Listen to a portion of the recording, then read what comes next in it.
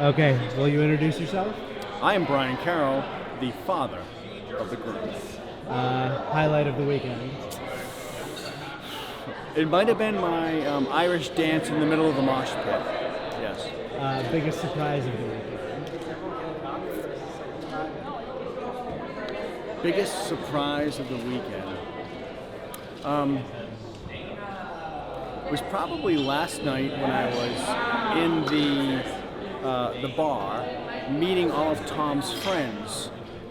So last night we were at Reiner's, and the biggest surprise for me was how amazing it was to be in contact with all of the 8 or 9 or 10 segments of Tom's life. Like, I went in there, and I know all of those people, but there's like 8 or 9 or 10 pods of people from different pods of life. And so when I went there last night, my brain was firing in an amazing way. Like, I didn't even remember people's names because I was trying to remember every people's names. Yeah. And it was that was really cool. That was really cool because I told Tom last night, unfortunately, there's 2 times when this happens: your wedding and your funeral, when you know everyone in your entire life is within spitting distance. So, and Tom said, yeah, it was really cool. It's like really weird to have everyone I've ever known within 20 feet of each other. So that was the biggest surprise, how much that made my brain fry last night. Totally. Yeah. One piece of marriage advice for Tom. I would say, I gave the rehearsal speech. You saw the rehearsal speech. My marital advice at that point was just every day choose their relationship among everything. It sounds kind of hackneyed or maybe cliche, but if you have that attitude every day about just making your relationship the primary thing in your life, there's a lot of different things that compete with that relationship. Work, you want to get drunk with your friends, you want to just do other things. If you just choose to make your relationship the most important thing in your life, that's my marital advice. And if you could send them a message through this video, if they go back and watch this in 15 years, what would the message be? Let's see. 15 years from now. Well, I'll be wicked old. I'm 60, so 75 is kind of wicked old. But that's a good question, man. I'm assuming that there will be children layered into the process by then, and I guess my advice would be at that point, almost along the lines of the advice I just gave. Choose the children first. I know I had 3 kids in 4 years. That's not easy. Especially, you get married to an amazing woman. You're a young person. You do young person things, and then all of a sudden you have 3 kids in 4 years, and your life changes. You have to just,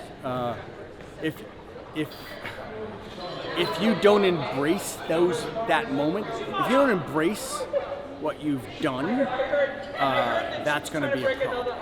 So that's the way I approached it. I approached the fact that I had 3 kids in 4 years.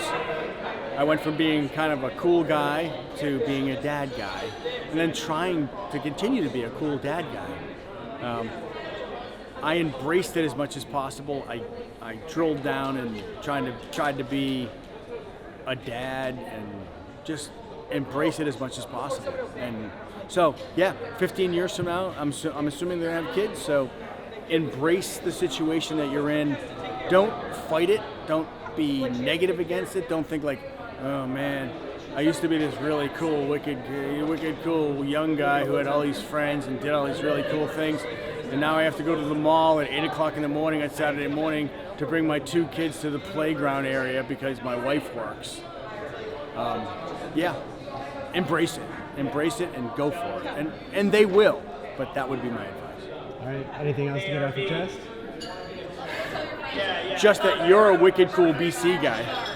obviously. Yes, and I've very much enjoyed the last couple days.